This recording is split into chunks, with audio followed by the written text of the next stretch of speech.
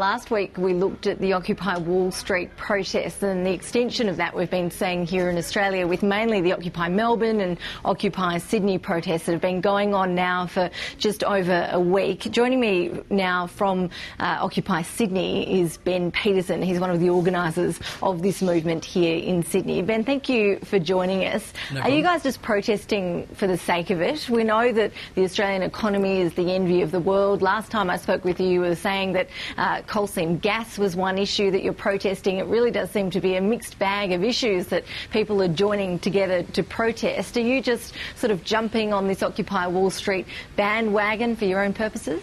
Absolutely not.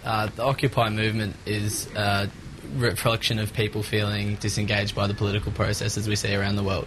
It's not that no one protests and no one goes and sleeps out and does the hard yards in public places like this if they're not really passionate about the need for an alternative world.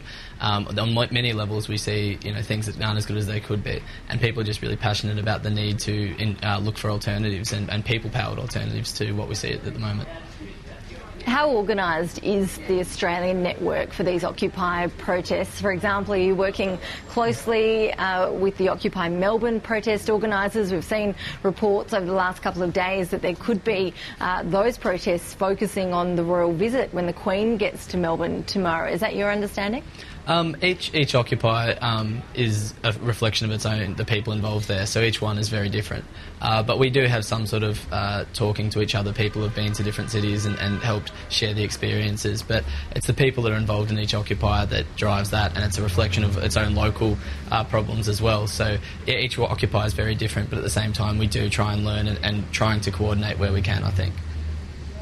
So if the Queen was visiting Sydney, which she isn't, would you be targeting the Queen? Is there any need to wrap in the royals to the protests we're seeing around the country? Well, that's a hypothetical because the Queen's not visiting Sydney. What we're focusing on here now is just trying to branch out to highlight the extreme violence we saw against us on Sunday morning, and to sort of go and protest at things that we can do, like the Qantas AGM that's coming up on Friday, or to highlight things like the Tobin tax this weekend.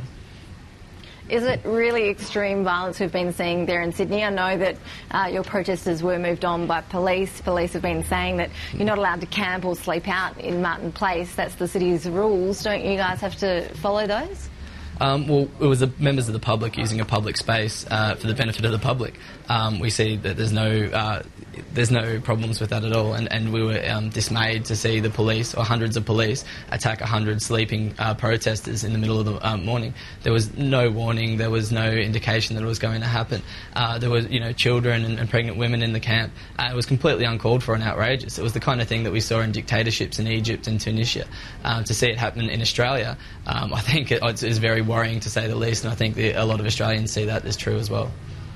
Do you think it's appropriate to have children sleeping out in the middle of Martin Place to be involved in these sort of protests? It was a peaceful protest all week. It was absolutely appropriate to give everyone the opportunity to share their views. What's not appropriate is 100 members of the riot squad marching in and brutally assaulting people. That's fundamentally at odds with the kind of society I think the majority of Australians want to see. You mentioned the protest on Friday. What else do you have planned in the future? How long are these Occupy protests going to continue? They'll continue as long as the systematic problems that we see in the world continue. We're not here for no reason. We're not just sort of trying to, puff around and have something to fill our time with. We're here because we see that around the world it's organised, our societies are organised in fundamentally undemocratic ways that give too much control and power to a tiny elite. And we're here until we see action against that, and to see real change. It's not about how long, it's about how long we'll be there. It's about how long it'll take until we see these changes. Ben Peterson from the Occupy Sydney movement, appreciate your time. Thanks for that. No problem. Cheers.